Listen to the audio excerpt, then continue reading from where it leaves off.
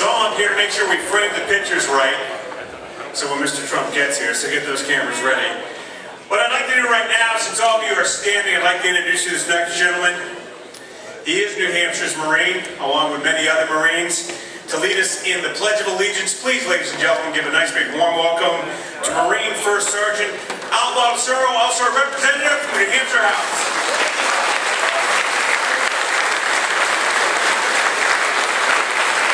Fellow veterans today, you can ready and salute. I pledge allegiance to the flag of the United States of America and to the republic for which it stands, one nation, under God, indivisible, with liberty and justice for all. Hoorah!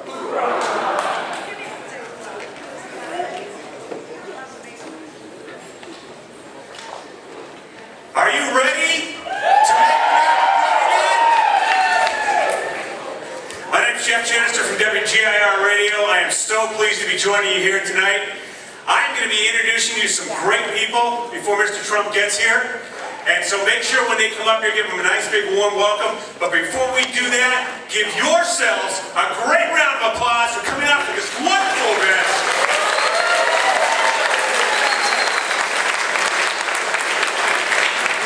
And so what I'd like to do is kind of test the crowd a little bit before I introduce you to these first people.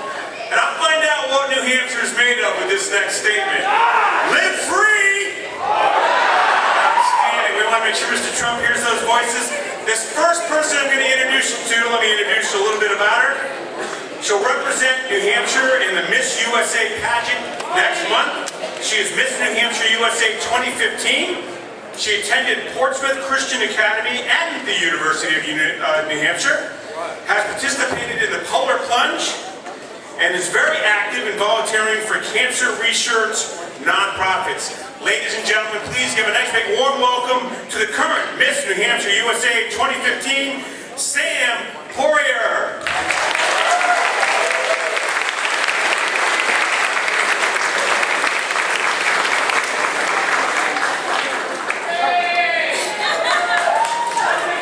Good evening, Manchester. How are we tonight?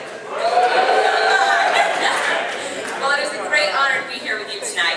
I'm Samantha. I'm a student and community volunteer from Dover, New Hampshire, and I come from a hard-working family with 3 generations living under one roof. My grandfather was an inventor, my parents own a family business, and my sister just opened a small business here in Portsmouth. When I finished school, I planned to open my own business right here in New Hampshire. The economy has been challenging New Hampshire for the last 8 years. My parents had to close a store in Newington, many of our neighbors lost their jobs, and local companies went out of business. While President Obama is putting America out of business, Mr. Trump has been creating tens of thousands of jobs. Mr. Trump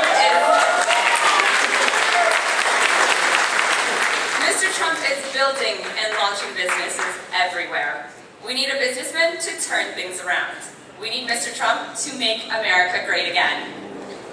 As an entrepreneur, there's no one I admire more than Mr. Trump. My favorite book is The Art of the Deal. His deal-making ability is unmatched and he commands respect. I think he would make a great commander-in-chief.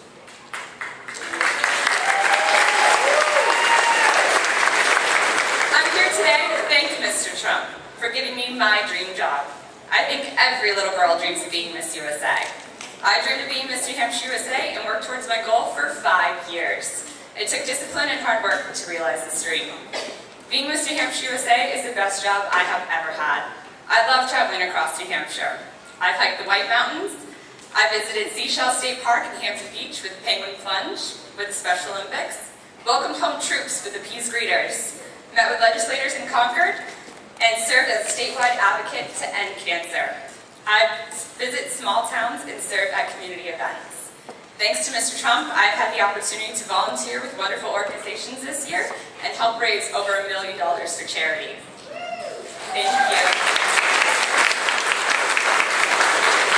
Winning this title also means tremendous scholarship opportunities.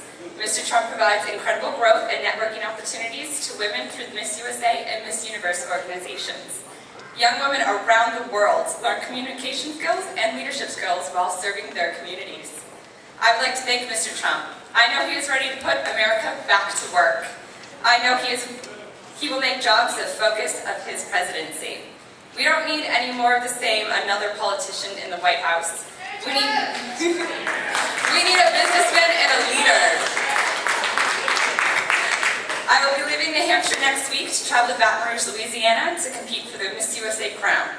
I hope you'll be cheering for me at Miss USA on July 12th at 8 p.m. on NBC. But first, I hope you join me in cheering for Mr. Trump.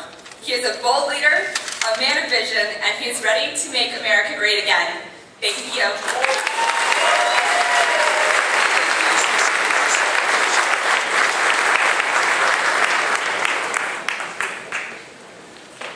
I know what you're thinking. Where's my crown? Sorry. Sam's great, isn't she? Once again, big round of applause for Miss New Hampshire USA 2015, Sam. This next individual I'm going to introduce you should be no stranger to most of us out here who've been active in campaigns and very concerned about the direction of New Hampshire. He's a former gubernatorial candidate and New Hampshire native, received 40% of the vote in the 2014 Republican gubernatorial primary with his Live Free message. He's CEO of Mountain Retail, a company owned and operated in Keene, New Hampshire. He's a clear player in many efforts to guide policy and politics towards job creation and growth, and most recently, with his role as CEO of the New Hampshire Center for Economic Policies, he's continued that belief. Ladies and gentlemen, please give a nice big warm welcome to Andrew Hemingway.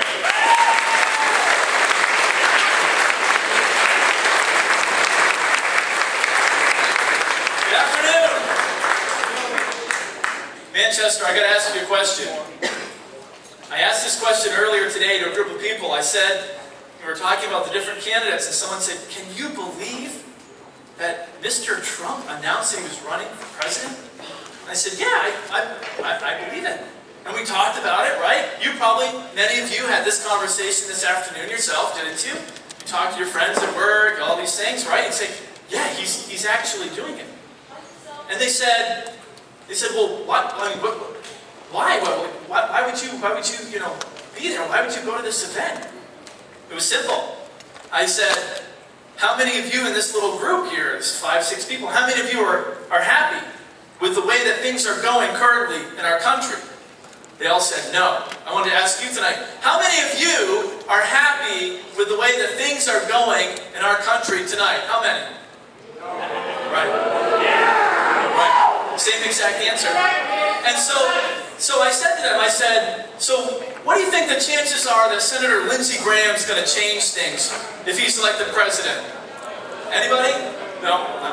How many of you in this little group here, how many of you actually believe that Chris Christie's going to change things when he's elected president? No? No one? You know, honestly, folks, it takes spine, it takes backbone, it takes executive leadership. We need, in the corner office, an executive who has demonstrated over the last several years, decades, a success track of executive leadership. And it is that exact thing that we find in Mr. Trump. And it is that exact thing that we need in the corner office of the United States of America. Because I don't know about you, but I have full confidence that if elected, Mr. Trump would be the one candidate capable, willing, and able to take on the Washington machine and bring it to its knees. Thank you very much.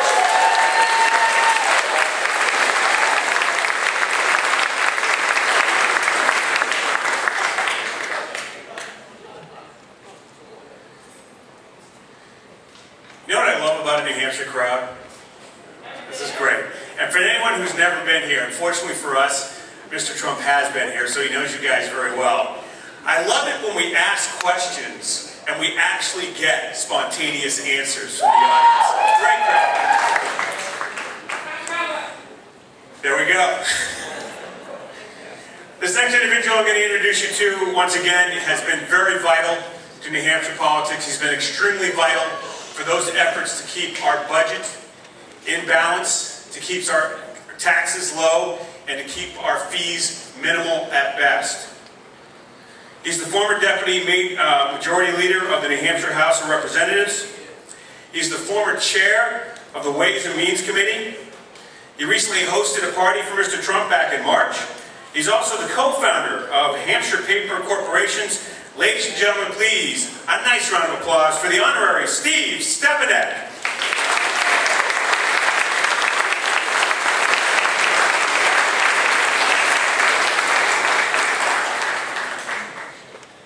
Good evening, everyone.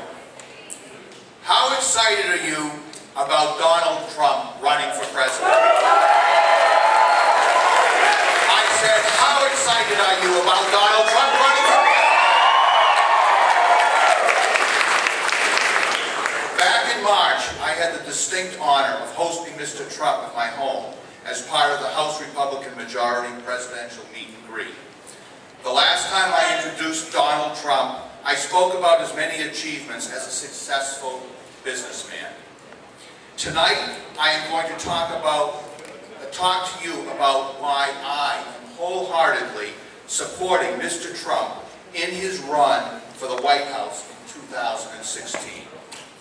When President Bush left office in 2008, he set the stage for one of the worst presidents in our history.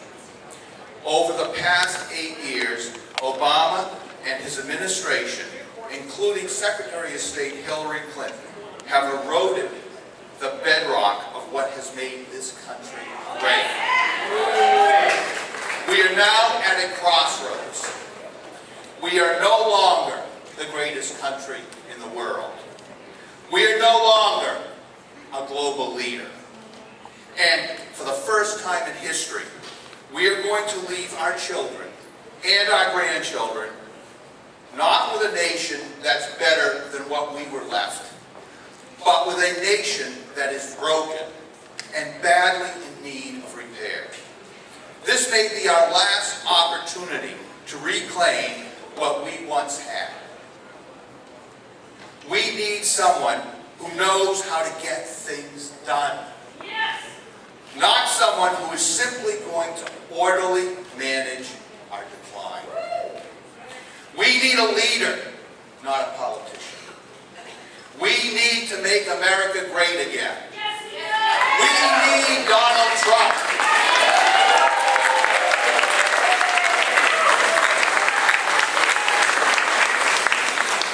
What sets Donald Trump apart from everyone else? First, he is not a politician.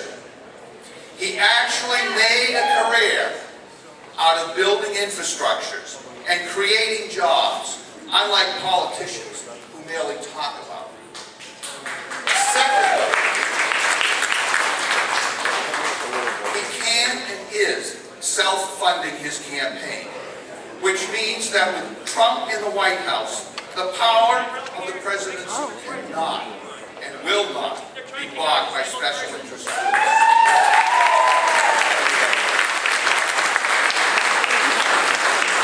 The only special interest group that will have any influence on Donald Trump will be you, the people.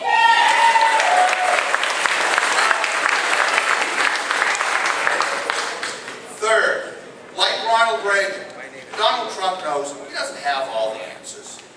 What they both excelled at is the ability to identify a problem and then surround themselves with the most competent people to solve that problem. And that's what Donald Trump will do. He will bring the best and the brightest, and he will solve the problems of this country.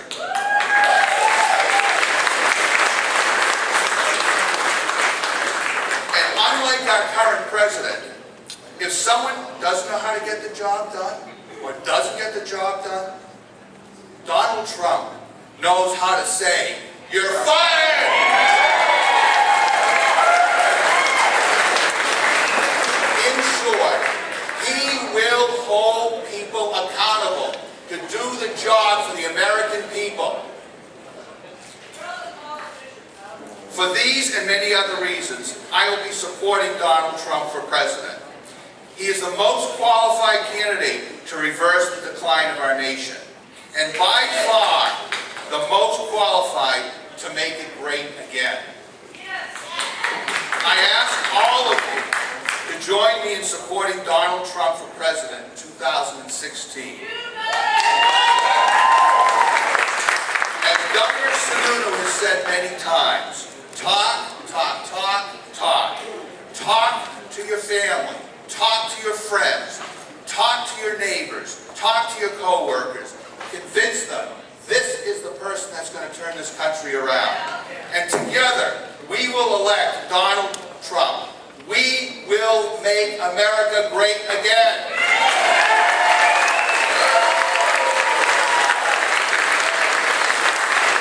Thank you all. God bless America. God bless the great state of New Hampshire.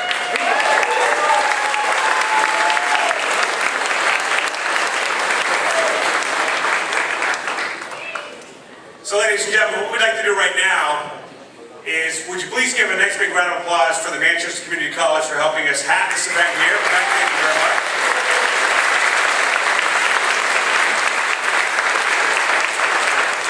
And as the Hampshire Marine likes to remind me every once in a while, all of those who've served in the U.S. military, would you please raise your hands?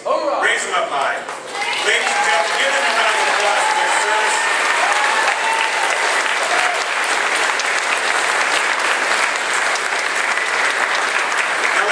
What we want to do is ask you to stay here for just 5 minutes. We're going to take a quick intermission and change a few things up. And we're going to come right back to you. We're going to give you some music. And Mr. Trump is coming up very shortly. Committee woman Julianne Bergeron.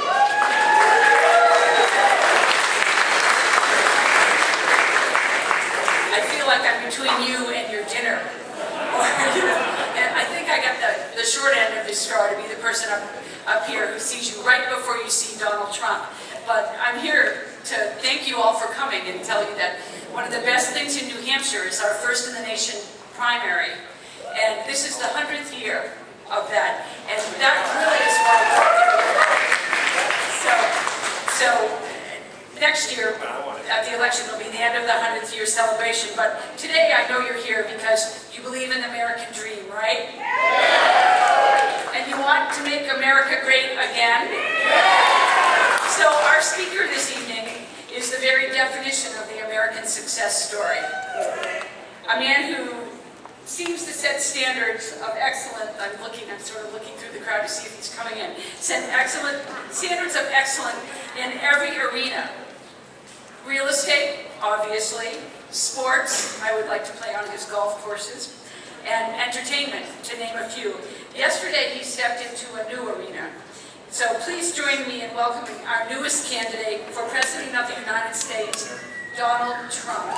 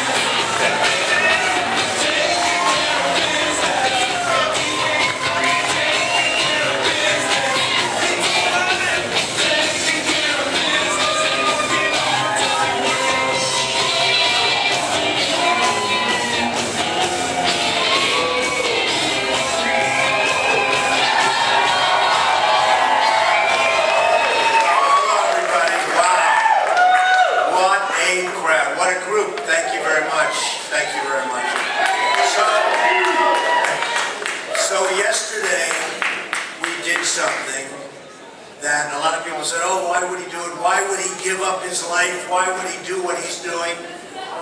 Because I am unselfish and because we want to make America great again. Very simple. Very simple. tell you, it's been an unbelievable period of time. Last night it was Bill O'Reilly. Tonight it's Hannity, who's a really nice guy too. And you know, they have the same thing everybody has in their mind. And whether they're conservative or liberal, I was sort of like interviewed by somebody, very liberal, very who knows. And they were saying to me, Mr. Trump, what about this and what about that? I said, you don't understand. We're really all in the same team. Our country's being beaten up by every nation we do business with, every. China is taking us to the cleaners like probably nobody in history, the worst abuser of the United States. You look at what they've done. They've taken our jobs. They've taken, that's right, well, that's right. They've taken our jobs. They've taken so much. They've taken our money. Then they loan back the money. But so much is wrong with the United States. And it's sort of interesting because on the way up, we had an interesting little incident. And it sort of shows you how bad politics in this country really is. We have a case where, and by the way, I'm in the real estate business. Politics is worse. Okay, it's worse. And then you wonder why the country's not doing well. This Club for Growth. Did anybody ever hear of the Club for Growth? Okay, sounds nice. Club for Growth. So we get a call a while ago, and this guy comes up to Trump Tower. He comes to us, and he's talking about Club for Growth. What do I know about, what do I care? I have growth. We all have growth. We want a Club for Growth. So he comes up, and he talks to us about something. He says, Mr. Trump, you're fantastic. You're unbelievable. You're incredible. He then leaves. Okay, that's good. Then we get a letter from him, I think around June 2nd. In fact, we got a couple of letters from him. And he said, hi, could we have $1 million? He asked for $1 million. I said, what? Why? Does he think we're stupid? Why? So he said, could we have $1 million in the letter? And I looked at my people, Corey, who you know is from New Hampshire, and some of my people. I said, this is crazy. This is us. And we forgot about it. And we let it be known that we had no interest. And then they come out with a really negative rating on Trump. And this is what happens with American politics. It's all money. It's all corruption. And then you wonder why all of these deals are so bad with, not that people are so stupid. It's that deals are made, the lobbyists. Think of it. The lobbyists, the donors, the special interests. So I had a meeting where the guy asked me for $1 million. And by the way, they were very negative also on Mike Huckabee. He's a nice guy. What did he do? But they really attacked him viciously. I doubt they asked him for $1 million. You know, him going to get asked for, I imagine, a lot less, if anything. But I just had to say, I said to my people, you think I should tell this story because it's so bad? Because it's emblematic of what's going on. It's emblematic of the way our country is running. This is why I gave my statement. It's a very good statement. I built a great company, and I don't need anybody's money. So when I make deals for the country, when I say that we're going to build plants here instead of in Mexico, which, by the way, is eating our lunch. Eating our lunch, what they're doing. They're killing us at the border, and they're killing us economically. You know, Ford wants to build a $2.5 billion car plant in Mexico. Well, how does that help us? And they're going to hire, not us, they're going to hire other people, and the other people are going to go out and make cars, and then they're going to drive them over the border. And I had an idea the other day. I said, you know, why don't we just let the illegals drive the cars over? That way, you know, they're coming over anyway. And they'll come up with an idea like that. But they're coming here anyway. So, we've got to stop it. The problem is that, let's say one of the other folks gets in. The lobbyists control him. So he'll say, you can't do that. We want the plant built in New Hampshire. As an example. Well, Mr. President, you know, these people really helped you a lot. And you can't do that. And the lobbyist is a great friend of yours. You can't, oh, okay, I won't do it. I wouldn't do that. That would be terrible.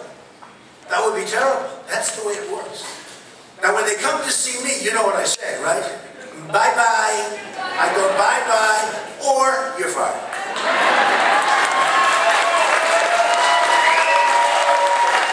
So, it's so much about the lobbyists and the special interests and the donors. I mean, and the donors. People contribute to the campaigns, and they own a lot of these guys. I'm not saying in every case, only about 95% of the cases. They own them. They give money to a candidate, and they have their candidate in office. They virtually own him. So I just had to tell you that story. In fact, it's in Bloomberg Politics tonight. They found it, and it was amazing for me, because not that I'm surprised, but I think of it. Guy comes up to my office, all of a sudden he sends me a letter for $1 million. So what did I do? Well, it is why you need somebody, and you need honesty. And you know, we owe $18 trillion right now. 18 trillion. Nobody even knows what the word trillion means. We owe $18 trillion. It's going to 20 very soon. And the magic number is $24 trillion. That's like the point of no return. And you know, you look at the bubble where we have a phony unemployment rate. They say 5.6%. It's probably 20. You know, if you're looking for a job and you stop looking, you give up because you can't find it because it's happening all over the place. You talk about job participation rate. You talk about all of the different things, which is the worst it's been since 1978. I mean, that's a long time. The legendary Jimmy Carter. Who, by the way, the best thing that ever happened to Jimmy Carter is Barack Obama. It's true. Because Jimmy Carter is no longer the worst president. That's right, good point. Very sharp, that's very good. Who had that? Come here, raise your hand, somebody. Who had that? It's very good, you know your politics. But it's true, and we have to change the way. Now, I'm going to do something tonight that I love to do, because to me it's more interesting. To you, I think it'll be equally interesting, but to me it's definitely more. We're going to talk a little bit, but we're going to take questions. You want to do that like a town hall? You want to do that? Because I would love to do it, and I want to get your views. We've had a tremendous response. We set all sorts of records on the different social medias. There's so many of them nowadays. You know, they have this one, that one. 2 weeks later, they have another one. But we set so many on Google today. You probably saw the kind of numbers that came out there through the roof. Far more than any other Republican candidate. Because people want hope. And you're never going to do it. You're never going to do it. I watch and I go and we make speeches together. And I watch the sun will rise, the moon will fall, the this, the that, the seas, the ocean. They want jobs. They want jobs. They don't want to be ripped off by China and Mexico and, by the way, Japan, which is back in a big way. Japan right now has a very strong leader. Japan has just and bigly cut the yen. They're cutting it. They're devaluing their currency again. And I tell the story, a friend of mine just ordered Komatsu tractors instead of Caterpillar tractors. He always ordered big excavator, always ordered Caterpillar. But now he's doing Komatsu. He said, Donald, I owe it to my family, to my wife, to my employees, to my company. There's no way they can compete, because what Japan has done to the yen makes it impossible for Caterpillar to compete. This is a pretty sad situation. Pretty sad situation. So I think you're right.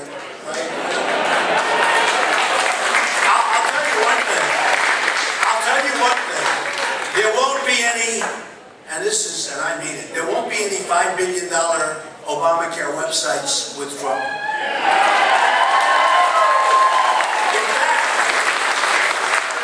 There won't be you want to really know the truth, there won't be any Obamacare.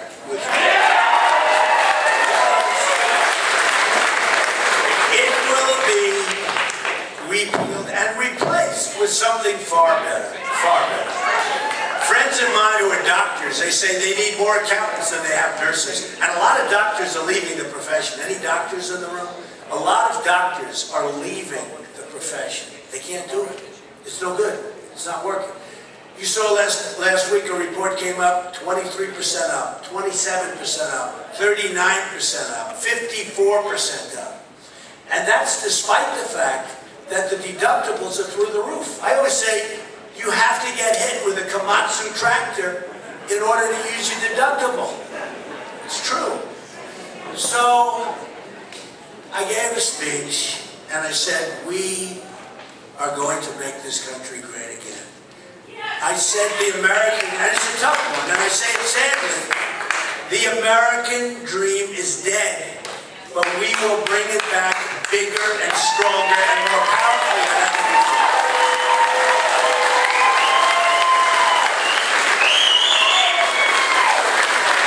Politicians are all talk and no action. Look, I've dealt with politicians all my life. It's just like this Club for Growth crap. It's just like Club for Growth. You know, I've dealt with these guys all my life. I deal with these people.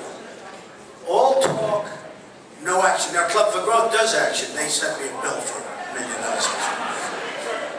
But politicians are all talk and no action. And I'll tell you what, our country is dying because of it. They're dying. We have people that are really good at keeping their jobs. We have people that are really good at fundraising. We have people that are really good at everything but making our country great again.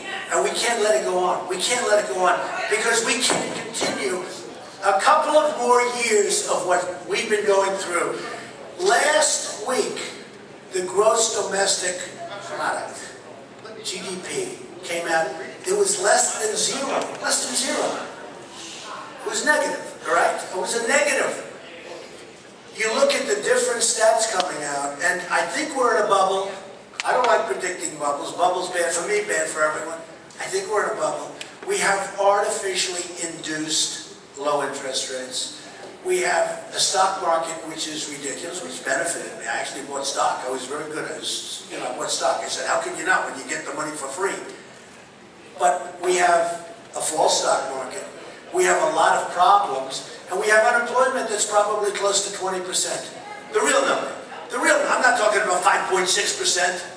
I'm talking about the real number. You look, I go to a job, I'm building a big hotel in Washington or Pennsylvania. I mean, anytime they know I'm going to be there, there are 100 people on the street trying to get a job. They hear I'm driving up. The street is loaded up with people wanting to know if they can get work. That's not 5.6%. There's some bad things going on in our country. And we will take care of it. So we're going to take some questions now, and it's a great honor. You know, we've done fantastically. New Hampshire, I have so many friends in New Hampshire. A poll came out recently that had me doing unbelievably well, and that was when everyone thought I wasn't running. You know, so many people said, he's not running. He's not running. Why would he run? They said actually two things. Why would he run? He's got this great lifestyle. He's got this wonderful business, wonderful family. Why would he do that? Because I want to make our country wonderful. And then they said, he'll never run because he's not as rich as everybody thinks. So I gave him a financial statement yesterday. I'm much richer by like 4 times. I'm much richer than people think. And I don't say that in a braggadocious way. Like close to $9 billion. It's a lot of money. But you know what? I'm not saying it braggingly. Because, as you know, Nick let us down. Let us down. I don't know if he choked. I don't know what happened. You know, it's like an athlete. You can't sink the putt. You can't hit the ball with the bases loaded in the 9th inning. Something happened that was not a good situation. Because that was an election that should have been won by the Republicans, okay? You gotta close the deal. Who said that? I like that. You gotta close the deal. Didn't close the deal. Looked like it was going to be closed, never got closed. And you know, say what you want about Obama. Every night he was on the television. He was on Jay Leno. He was on David Letterman. He was on. I said to Mitt Romney's people, why aren't you on television? Why aren't you doing it? You have no choice. We can't let that happen again. You can't have another 4 years like what has been happening. So we're going to do something that's going to be very bold. And the reason I mentioned, and I say this, the reason I released my financials way ahead of schedule, and by the way, I'll do all of the official filing, you either have 30 or 45 days. You're allowed very lengthy extensions. I don't need extensions. I don't want extensions. But the reason I tell you about the financials is because that's the kind of mentality you have to have at the top. You have to have that mentality. You have to have somebody that knows that you gotta make money in order to be rich. Because if we can't be rich, we can't take care of our vets, which we're not doing, by the way.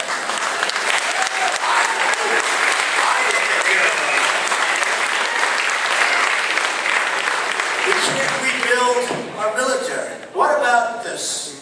We go over to various places. We give billions of dollars of equipment to the military. One bullet gets fired up in the air, one bullet, and they leave. The Iraqis, practically anybody. So the other day I see we lost 2,300 Humvees. Now how do you lose? You know, I figured 2, 1, 5. What? 2,000? How do you even get them over there? 2,000. And these are really armor-plated, very expensive, I'm sure the finest, which right now the enemy has. Because the bullet got fired. Boom, and there's a bullet. Let's get the hell out of here. The stupid Americans gave us 2,300 of these beautiful vehicles, and we're out, we're done. And we're losing that all the time. They have the best weapons, the best, they don't even have to, you know, they have the ultimate thing. All they have to do is fire a shot in the air, they take over all these arms. They don't have to buy them. They don't have to buy them. The arms dealers are dying because they just, you know, it doesn't work well for the arms dealers. So we need smart leadership. We don't need a leader that takes Sergeant Bergdahl, traitor, Sergeant Bergdahl, 6 people killed trying to find him. He's a traitor. He's a no-good traitor. You know, in the old days, when our country was strong and respected, you killed the traitors. And I don't mean kill the traitors with a, 9-year trial and then an appeal that takes another 5 years. I mean, it worked out very rapidly. And now we have a situation where, think of this, this is the way we deal. We get traitor Sergeant Bergdahl. They get 5 killer leaders that they desperately wanted, who are now back on the battlefields trying to kill everybody, including us. You tell me. This is Obama. I call him the 5-for-1 president. You look at the negotiation going on now with Iran. It's disgusting. First of all, it should take a day. You know, we're not sending rockets to the moon. Our chief negotiator, who's 72 or 73, is in a bicycle race and he breaks his leg. Go for it. Secretary Kerry. I promise you one thing. I will not be in a bicycle race. I will be on the phone doubling up and tripling up sanctions so that we are in a position to make a break. You know, that's an amazing negotiation. Because it should go quickly, but that to me is an amazing negotiation. The chief negotiator, the Persians, are very good negotiators. And they go back to Iran, and they celebrate the man in the street, the chief negotiator. Obama gets up and makes a speech and says what a great deal we're making. It turned out to be wrong. Just like Obamacare was the big lie. So many things in Obamacare. The lie. They call it the big lie. Well, Obama said all sorts of things about the deal. It turned out not to be true. In Iran, you saw what happened. They disputed what he said. They turned out to be right. But if you're making a deal, for all of the business people in here, and I see a lot of them, if you're making a deal and you're not finished, and you say, let's take a week off. Now, you know why they're taking all this time off? Because they're doing a lot of bad stuff. It's called tap, tap, tap. I do that.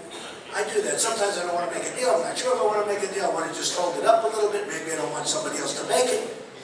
I call tap, tap, tap. So I say, hey, listen, can we meet next week? I'm on vacation, blah, blah, blah. In the meantime, I'm looking at 40 different things. Well, that's what they're doing here. It's tap, tap, tap. We're not even meeting. But think of this. If during this period of time, very importantly, during this period, oh boy, look at this handsome guy going. If during this period of time, the person negotiating with me on the other side of the street comes out and strongly says that we're all a bunch of idiots, that he's making a great deal or she's making a great deal, and in that case it's not a she because, you know, they haven't figured out that the women are smarter than men, as is one of them. But you break up the deal. You leave. Here they are abusing us mentally. They're saying they don't know what they're doing. They're terrible. One of the generals comes out and essentially says we're going to wipe Israel off the face of the map, which is unbelievable and terrible. And we keep negotiating. We keep negotiating. The deal with Iran is disgusting. We should double up and triple up the sanctions, get them back.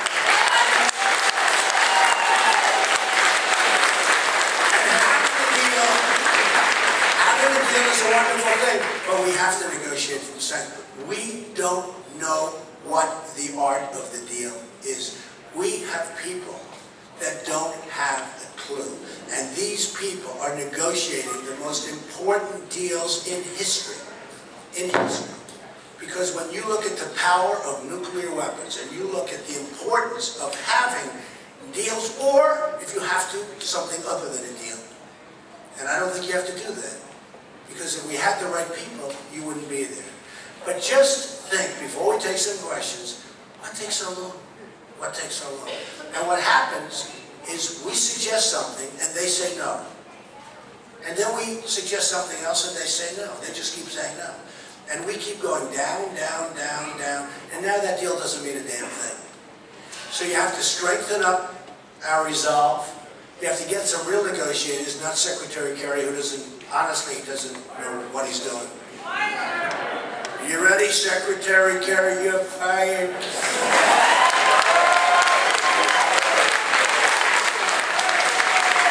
you know, I don't really have to fire him. It's not nice to fire him because he's lying in bed with a broken leg. So what the hell do we have to fire him?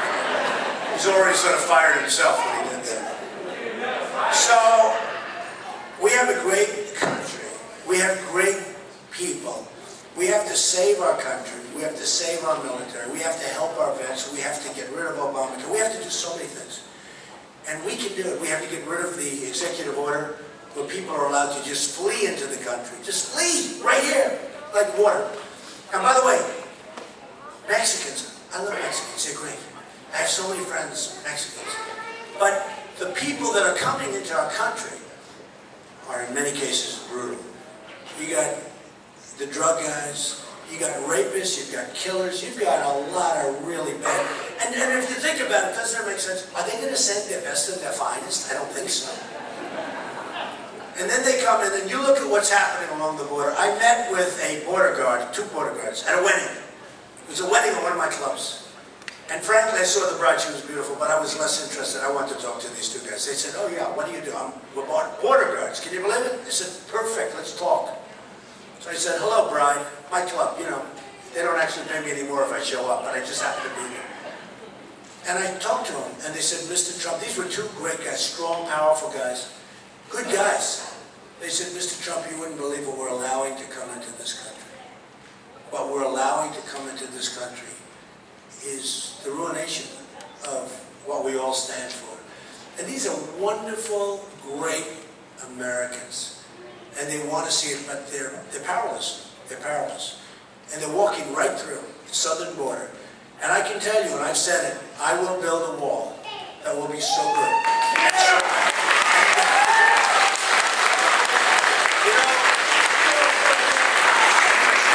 and I've said this a lot, but without borders, you don't have a country, essentially. You really don't have a country. So let's go with some questions and make them wild and crazy and whatever the hell you want.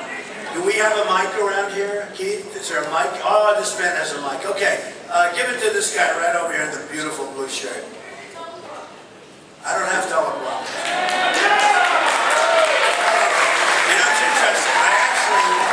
I actually made the speech. It was close to an hour, and I didn't have teleprompter, and I heard a few notes or anything. And they were sort of amazed. And I said, no, if you're running for president, you shouldn't be allowed to use a teleprompter. Because honestly, it's easy. They write up your speech, you amend it a little bit, you stand up and you read for an hour. You know, what do you learn? You want to test somebody under pressure. It's a lot of pressure. If you're not using teleprompters, much harder. To be honest, you have to be much smarter. You really do. Okay, man in blue, let's go. Mr. Trump, good evening. How are you? On my way driving up here from Massachusetts, Good. on the highway, I was listening to the Howie Carr show. Right. And after you got off the air with it, I want to report that a lot of people called in are really excited about your candidacy. That's great, yeah. He's a nice guy. Howie's very supportive. Howie Carter's a very nice guy. I'm not a politician. I am an inventor with multiple patents, a serial entrepreneur, and a writer. Good. And a quick comment about immigration, because I know how important that is. From that position, I've developed an economic model that eliminates the magnet from them coming here. If they don't want to come here, it's easier to keep them out. It's a two-pronged attack. One is economic, and one is defense. By the way, is this the longest question you've ever? That He's being a nice said, guy. He drove for a message. Let him know. That being How much said, longer will your question be done by? okay, Oh, don't tell me you're going to present me with I've a written proposal. something and I'd like to give this. He's giving Can me I a do that? proposal. Okay, give me the proposal. Give me the proposal. I'm going to take your proposal. That's right. The check's in the mail. Okay, thank you very much. I appreciate it. Well, that was a lot of work. You should have just ended. Okay, go ahead, right over here. Thank you, Mr. Trump. I want to thank you for the thank you note that you sent me for my rather rodeo-like opinion piece in the Union Leader. Good, I know that. Union Sir, leader is terrific. I don't have The Union Leader, by the way, they've been so fair to me, and they are terrific, and Mr. McQuaid is a fantastic man, I will tell you. Go ahead. I'm going to give you a break. I don't have a question. I have a comment.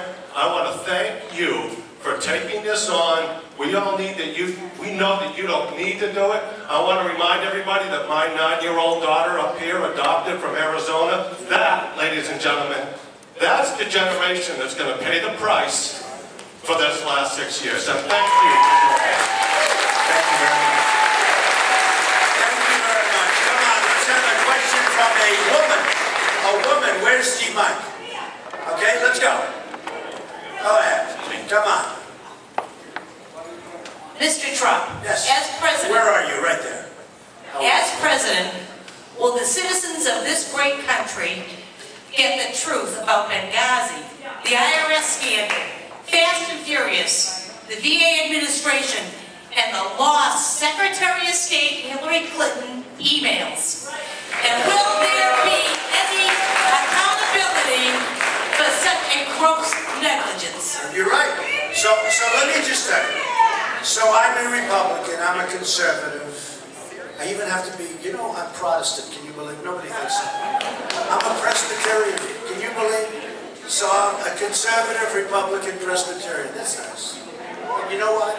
What you're asking is very interesting because we know where the Democrats are coming from. We know where the liberal Democrats and the liberals are coming from. But what you're asking is something that I really get angry about. The Republicans and our Republican politicians, they act indignant over the emails. Indignant for about 2 days. They act indignant over Benghazi. Oh, Benghazi. You don't hear about it anymore. They act indignant over whether it's IRS or any of the other things you mentioned. And it lasts for a couple of days. And then they go back and they get their check and they go and run for office. And in many cases, they run for president. They have no stick-to-itiveness. They don't really care. Maybe they don't want to upset the apple cart. So I know where the Democrats stand, and I fully understand that. It's okay. What I'm disappointed is our Republican politicians. It's all talk and no action. Always. Always. Always. Now think of it, the emails. The legendary Rosemary Woods. Anybody here, Rosemary? Wasn't it 18 minutes of a tape? Here's hundreds of hours and days and months of emails. That's our modern day tape, right? Nothing happens. You get a subpoena, and you say, oh, I have a subpoena from the United States Congress. And you delete everything. You get rid of everything. The server's gone. Everything's gone. Now, if that's Rosemary Woods, or if that's a Republican conservative, they're gonzo. It's over. So what happens is we have two standards. We have a double standard. But we have Republican politicians who don't even talk about this anymore. And I happen to think it's the most serious thing to talk about. So I can only pledge to you the following. I will be bringing it up, and if I win, that will become the central part of the race. The central part. Because what you said, I think it's going to be my best question tonight, because what you said is so important. But the ones I'm really disappointed, we have had so many opportunities to do some real productive work, and the Republican politicians don't have the guts to do it. They don't have the guts. So, well, all politicians, but the Republican politicians, the Democrats, we know where they are. The Republican politicians, frankly, I'm a Republican, they should be ashamed of themselves. Yes, sir, go ahead. New Hampshire. Thank you very much. You know, I'm a little confused on one of the questions. As you know, we met on veterans issues. Yeah, I remember. When you say we're going to save the veterans, now I'm speaking for veterans, we don't want to be saved. I need to know, what do you mean? You want to be taken care of. Right, we want promises that were made.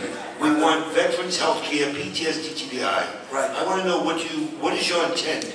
How are you going to do this? Because we've heard it over and over. Okay. And I know you're a man who... Right, and you know it, and you know it. The veterans, and not only here, all over the United States have been treated like third-class citizens. And I meet with them. I was, as we discussed at our meeting, I was very much responsible for the Vietnam Memorial in New York. And by the way, to this day, with all the buildings I built and all the things, rinks in Central Park and all the things I've done, nobody has ever been nicer to me than Vietnam vets. To this day, if I'm walking down the street, vets come up and they say, thank you for what I did. I held one of the most successful parades in the history of New York after it was a disaster the year before. We discussed that. The Veterans Day Parade in New York City down Fifth Avenue. One of the largest parades. So I fully understand, and I fully understand what you're saying. And the fact is, our vets have to be held. The word help, they don't want, they want to be held. They did an incredible job for us. Many of these people are in very bad shape. Very bad shape because of the job they did for us. So we're going to get involved, including with your group, as we had did we have a great meeting? I thought it was a great meeting. But we're going to get involved with your group. We're going to do a lot of things. And not only in New Hampshire, it's going to be all over the United States. And frankly, in New Hampshire, it's not a good situation, but you have some states where it's catastrophic for the vets. We will really help the vets, and we will take care of the vets, and we'll rebuild our military, by the way. Very few to come into the state that first wants to meet with the veteran community, Yeah. and I was impressed with that. Well, I appreciate it. Now you even made a donation, right? Bigger donation than anybody ever thought. They hit pay dirt. Did they hit pay dirt? That's good. And you know what it is? It's worth it because they're unbelievable people. I wouldn't be standing here right now except for the vets. So anyway, so it's great. We'll work on it, right? Who's got the money? Who's got? Give it to this man. Looks like another vet. Are you another vet? Yes, sir. Let's go. Give me a United States question. Air Force, Vietnam. Very good. You know about the Vietnam Memorial in New York? Down by Wall Street. Yes, I heard that. Okay, good. I grew up in North Jersey. Good location. Then you know about it. Yes, sir. We're proud of My question is your commitment to the Second Amendment. it. Totally. So here's the Second Amendment has to be just cherished. And I listen, and you know, I have friends that are smart guys. They're not into it. They're not into the Second Amendment. So the other day, I'm watching television, and because of our great prison system up in New York, you know, upstate New York, you have these two guys who are serious. These are seriously dangerous people. Seriously, no worse than who? Well, the five. Yeah, the five. The five are pretty bad. Okay. She's got a lot to say, but she's good. But you have these two guys that ingeniously got out of this prison, maximum security prison. And it's like an unbelievable thing. And they're interviewing people in the town. And a woman gets up and she said, you know, I have had for years debates with my husband. I didn't want guns and he did. And now I'm so glad we have them. We have one in every drawer, every table. They're all, because they don't want to be visited, you understand it. They don't want to be visited by these two characters that just got out. And it was very interesting because she said she fought her husband for years, and now they're so glad. I will protect and preserve the Second Amendment. And one other thing, while we're on the Second Amendment, I will protect and preserve without cuts Social Security, Medicare, Medicaid. And the money will come from making smart deals instead of stupid deals with other countries. And believe me, our country has a chance to be so rich again, and so strong again, and so great again. But it's not going to be with the kind of thinking that we have in office right now. Okay, yes ma'am, right here. Yeah. You talk about making America great again, Right. And I'm just wondering what you think can be done to unite the American people and keep the American dream alive. Well, the American dream is heading south fast, you know that. Through regulation, through all of the problems, through tremendous unemployment, through hatred. You know, when Obama got elected, I said one thing. I said, the minimum that's going to happen is he's going to be a great cheerleader for the country. I really thought it could be good, unite the country. And I really felt that he could be a great spirit for the country, great branding for the country. You know, my daughter, Ivanka, anybody hear of Ivanka? By the way, she did such a great job of introducing me. And that was not easy. That was a lot of cameras, live cameras all over the place. The place was packed. Ivanka did a fantastic job.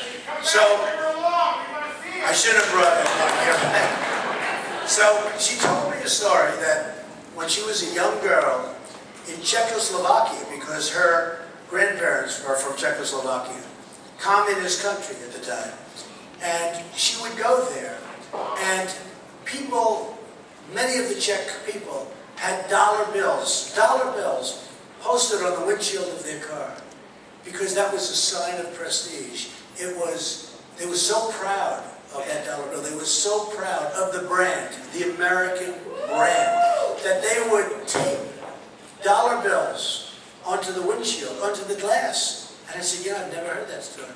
And she said, Dad, it's about branding. They loved the brand. They loved the United States brand. They loved our brand. That doesn't happen anymore. And I really thought that President Obama, at a minimum, would be, and by the way, different party, different everything, I would love him to be a great president. It's not going to happen. But I would love, if he were a great president, I'd stand before you and say, you know what, we have a great president. And most of the people in this room, other than the stupid people, would say that's great for the country. I don't care about party, I would love for him to be a great president. If he were a great president, I would say he was a great president. But we can't say that. But think of that story with the dollar bill. I thought it was so poignant and so amazing when Ivanka told it to me. And now you go and there's nothing. In fact, now we're laughed at, we're mocked, we're scorned, we're not respected. That's one of the reasons ISIS, you guys, the military guys, they have no respect for us. Do you ever see a thing where we have a war and we tell them everything we're going to do? We're going in 2 weeks, we're going to be doing this, we're going to be doing that, with this, that, blah, blah, blah. And I'm saying, can you imagine General MacArthur and General George Patton, they're spinning in their graves listening to this. We catch a mid-level, upper mid-level accounting guy from ISIS a couple of weeks ago. Instead of capturing him and killing him and keeping it quiet, what do? News conferences. Well, now all the other thousands of them are all scattered in the world. Okay? Why can't we shut up? Just shut up. So, we have so far to go. It's so sad. I mean, it's just so sad. Yes, ma'am. Back there. Yes. Welcome back to New Hampshire, Mr. Trump. Thank you. I've actually done your makeup before. I'm a makeup artist politically. Good. Oh, good. So when did you do my makeup? When? We'll connect, but I'm talking tonight to Wait, you. before you stop. Yeah. Is it my real hair? It's looking great, though. No, it is my hair. Yeah, it's all good. Good. Yeah. That's right. I did a big show up here and she put a little makeup on. I said, yeah, it's my hair. It is my hair. That's good. I made you up at the convention in New York City, too. But anyways, we go back. Thank you. But I'm here to talk to you about something that I've been already talking to other campaigns about. Okay, I've talked to Hillary Clinton's advisory board. I've been traveling around a little bit with Governor Christie. A year ago, my stepdaughter died of heroin overdose. Right, big problem. There were so many gateway drugs that got her to the death, okay? I understand. And there was very limited opportunity for help, especially here in New Hampshire. And this is a really hot topic. We already have 1,300 deaths already in the state. Right. And It's a huge epidemic. problem in New Hampshire, which nobody really even knows about. Yeah, I want to encourage you to speak about it because it is ravaging our communities, our families, but it also takes a huge economic hit. And what I'd like to just put out there is something, I've been doing a lot of advocating for this issue. I'd like to see us get treatment mandatory in prisons. So that if somebody's arrested on a drug charge, they're in there, they're not wasting time. Maybe we can instill a shift in consciousness in these addicts so when they come out, you know, we're not dealing with them going right back to the same playground and playmates because the crime is on the increase because of this problem too. And I just want to know what you think about it. And You're right, I thank you for think being here. a lot about it. And I'll tell you what, you're right. It's interesting. I've been in New Hampshire for a long time. I've had a lot of friends here and I come here a lot. And they talk about the drug problem. You know, you don't think in terms of New Hampshire and drugs and a drug problem, but New Hampshire has a tremendous problem with it. No, it's something we'll start thinking about very heavily. Okay? Thank you very much, man. Yes, how about, go ahead. Go ahead. It is an honor for me to be here. It's my honor. Mr. Trump. Thank you. I am a Colombian immigrant. I absolutely love America. And I am a physician. You know, that's the home of Miss Universe, Colombia. You know that. Yes, very much. Paulina Vega. We love her. She's been great. Okay, go ahead. But I'm most concerned about our physicians, which is my career. And we need to worry about apathy, and we need to care about the doctor-patient relationship, and we need to bring that back. We need to bring America to health again. What is your plan? Well, my plan is very much different from what the plan is now. Because to now, you're a doctor, right? And you're signing, every time you see a patient, you're signing your life away and you're signing papers all over the place and you're doing, I mean, what you're doing is incredible. And we have to bring it back where you take care of patients and simplify it. We have to simplify the system. You know, I told you before, I have doctors where they talk about how many accountants are using, they never had this, but I have many doctors, friends who are young, not old, where they want to retire. You're not going to retire, right? But they want to retire. You understand. They want to leave. They're going to leave the profession. You retired already. Okay. Okay. Well, that's, some do that, by the way. Some do it. It's very much simpler, but a lot of people aren't able to do that. So we will simplify things. We'll simplify a tax code because right now it's out of control. We'll simplify that whole situation. But we can't lose the doctors. We don't have enough doctors already, and we can't lose the doctors. So we'll take care of it. There's so many things. So many things can be taken care of easily. Some are tough. But so many, I heard, you know, when we talk about building the wall, the Great Wall, I heard some pundits, well, you can't get Mexico. Of course you can. They said, Trump can't get it. Why can't I do that? I watch these people on television today. Well, when Trump says do the wall, they won't agree. Of course they will. They make a fortune with us. They make a fortune. Between the oil and the cars and the economic development and the fact that you lose all your factories, they move to Mexico. Of course they're going to pay for it. Trust me, they're going to pay for it. They'll pay for it. Just relax. But I watch these total novices on television. You know, they think they're smart and they're dumb as rocks. And they tell me, Trump won't be able to. Watch. Watch. Okay, go ahead, sir. Hey, Donald Trump. This to me is fun. I love this. Are you having at least a reasonable game? Okay, go ahead. Great to see you, Donald Trump. My name is Brian Henschey. I live here in New Hampshire, at Brian Henschey on Twitter. Just want to ask you a question, which is... That was interesting. Am I supposed to tweet him now? Would you be shocked if I got home and tweeted you, Richard? How can you, Donald, be against self-promotion? That's what I'd like to know. Say it again. How can you possibly be against self-promotion? Come on. You're right. Okay. So maybe that's why I like it. Go ahead. So my question for you is, so obviously when Obama became president, he had a huge, ridiculous spending stimulus, which did nothing, and so we all went into Nobody even knows where the money went. Yeah, and so my question for you is, how in the world are you going to unleash the American economy and get it to start kicking some ass again? Okay, well... question, Donald. I was unemployed for 11 and a half months until 2 weeks ago. Good. So I finally landed a solid professional job. Finally, yes. It took almost a year. Thank you. When you talk unleashing, what we have to do is bring our jobs back from all of these places. We got to bring our jobs back from China. We have to bring our jobs back from Mexico. We have to bring our jobs back from, and it's not just China, right? It's every place. And we don't, you know, sometimes I'll make a speech and I'll start off by saying, we don't win anymore. We don't win anymore. When was the last time we won a trade battle against China? Never happened. When did we ever win against Japan? And I was jokingly saying yesterday, talking to people, they send their cars over by the millions. When did you see in Tokyo a Chevrolet? Did you ever see a Chevrolet in Tokyo? Not too often. Maybe, gotta be a couple, right? But it's a one-sided deal. We don't take care of our people.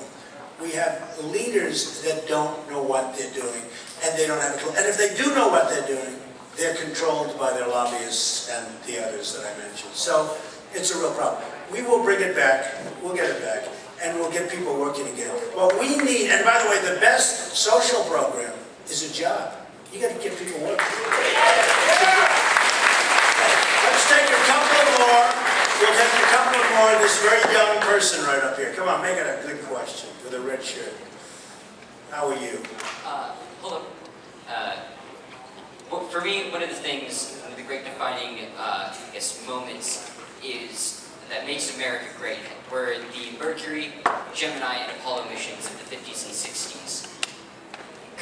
Hopefully going into the presidency, what do you plan on doing for the space race in the future, particularly concerning private companies like SpaceX and Virgin Galactic? Yeah, well, I love the space thing. I think, you know, a lot of the private companies are doing very well with space. We have a lot of other problems, by the way, in all fairness to space. Because we have a lot of people going into space and they're doing it through private companies. And I know a lot of the people in those private companies and they're doing it very well and very efficiently. But we have to do things like, you know, health insurance and lots of, I mean, so many things. So many things. So I am for it, I am for helping, but I like keeping that somewhat in the private sector. Does that make sense to you? Okay. Yes, sir, go ahead.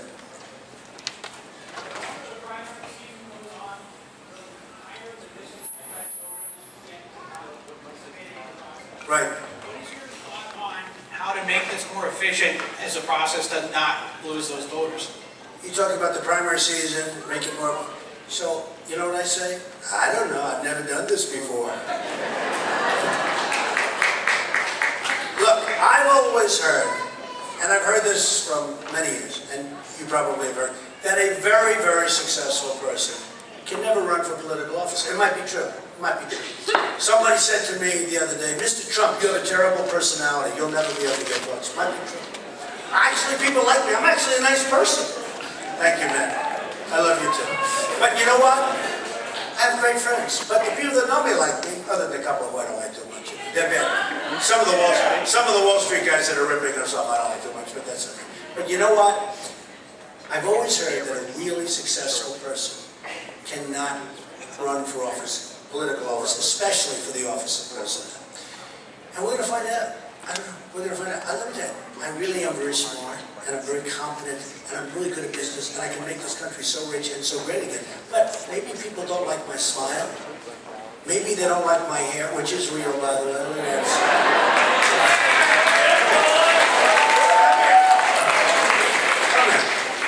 Come on.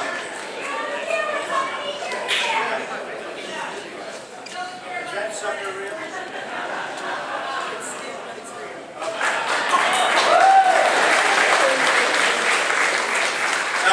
See, I had to prove it, you know. I'm in a good mood, so I had to prove it. But it really, you know, it really is something that we can do. And, you know, maybe I can't get elected. Maybe they say he's not a nice enough guy. But I said yesterday to a big group of people, I don't think this election is about personality. We've had enough personality. We've had personalities for so long now. It's about competence. I really do, and I happen to be very competent. I really do. So, but I'm just telling you, it's going to be an election. People are sick and tired of being ripped off by everybody. And I really think that this is going to be an election about confidence. Okay, let's take 2 more questions, okay? Yes, go ahead, right there. Mr. Trump. Young people. Yep. Wonderful. The future. The highly taxed future, if you keep it going, oh boy, do I worry about your taxes, and you're going to pay a lot of money. We're already, the #1 tax nation in the world, so. Go ahead. You say the Affordable Care Act is probably one of the worst things President Obama has ever done. You're probably not wrong, but I just want to know, you say you're going to find something better, I just want to know what that is. Better than what? Who? The Affordable Care Act. Oh, there's a lot of plans that are better. And there are plans that you have to get through Congress. There are plans that you have to get through Congress, and you're going to have to get them through. And if you don't get them through, we're going to have a problem. Because Obamacare is going up, up, up. You're not getting your doctors, you're not getting your plan. I know a lot of people that had plans that they loved and they've lost them. Okay, how many people here had plans that they loved and now all of a sudden they got wiped out? Because I've known so many people that had that. You are going to have a situation where the costs of so-called Obamacare is just ridiculous. And here's the problem. The government deficit, whether it's $1.6 trillion or whatever it might be, the deficit is so massive that the country's not going to be able to afford it. So there are a lot of plans. One of the things that's interesting, so I live in New York. In the old days, I used to say, why do I only have one company that I can negotiate with? They had the lines, the artificial boundaries. If you're in New Jersey, if you have a really great company up in New Hampshire, I can't do it because they're not allowed to come into New York. And that was done for the benefit of the insurance companies. And by the way, Obamacare is good for the insurance companies too. They were very big contributors to Obamacare. The insurance companies are doing very well with Obamacare. So there are a lot of things, but here's the beauty. The lobbyists aren't coming to me, our president, and saying, you can't do that to the insurance companies. They've helped you. They've given you millions of dollars. Because I don't need their money. I don't want their money. Oh, I want to tell you, they're in trouble. They're in trouble. I don't need their money. But I've often said, isn't this ridiculous? I could have companies in California, in Oregon, in New Hampshire, in Iowa, all over, giving me bids. I get one bid. You know what I say? I'll take it. I'll take it. Get one bid. So that was no good. No good now. Now it's worse than ever before. Tell you what, now it's worse than ever before. And the care is worse than ever before. And the deductibles are ridiculous. Ridiculous. So we'll be working on that one. Good question, too. Okay, how about one more really great, and you know what? If it's not a great question, we'll do one more. All right. Okay, where? Who's shouting at me? Go ahead, yes. I love this guy with that Trump sign. What a handsome guy. Give him the mic. I'd like to ask you your position on Cuba. I haven't heard anything about it. I would like to know if you would build a hotel in Havana. Well, Cuba, look, I don't mind Cuba happening, but I think you should make a great deal, okay? Cuba could have struck a better deal, but I don't mind Cuba happening. I have a lot of property down in Miami, and I deal with Cuban people all the time. They're fantastic people. As the Mexicans, by the way, are fantastic people. I have tremendous relationships with many, many Mexicans. They come from Mexico, they're hardworking, they're great people. But the ones we're getting is like a little tough situation. But I know so many people being down in Miami and spending a lot of time there. Doral, anybody ever hear of Doral? The Blue Monster. The Blue Monster, good. But the Cuban people are great people. I think it's fine. You're going to make a good deal for the country. We want to make a good deal. And let it be a decent deal for Cuba, too. Let it be a good deal for the people of Cuba. They're great people. But it's time. It's fine. Okay, let's do one other question, because that was very particular to this gentleman. Are you from Cuba? What the hell are you asking me the question? What the hell kind of a question? Okay, who's got a good one? Go ahead, give me the question. Thank you. Uh-oh, he looks like a tough cookie. Go ahead. Actually, you've sat with me before. You might remember sitting in the boardroom with me a couple of months ago. Oh, yes. Do you remember that? Not particularly. We had some tough... Well, you always do. Absolutely. Welcome Okay, to go ahead. your first day in politics. One of the things you learn in New Hampshire politics is you can't be squishy. It's a new word for you, probably. That's good. And so there's some hard questions that are coming for you. You have a 20, 30-year history of different positions. Are you ready to make your positions clear to the people of New Hampshire, and the people of South Carolina, and the people of the United States? I think the answer to that is pretty obvious. I mean, I wouldn't be doing, I don't need this. I don't need this. My family said, what are you doing? Why? I think the answer is obvious. I'm good at it. I know how to do it. I know how to make us so good and so strong. So, look, I'm going to end it this way. The people of New Hampshire are incredible people. Somebody said to me, I was just leaving New York, and they said, what do they like? The people of New Hampshire are hard-working people, and they love the country. They love our country, and they want to see it be great. So, what I'm doing, I announced, I'm running. I'm going to work hard. I've done a lot of good things.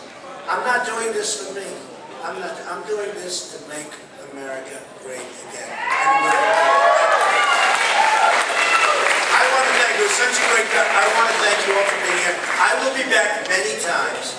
I love this area. We'll be back many times. And thank you all very much. This was so much.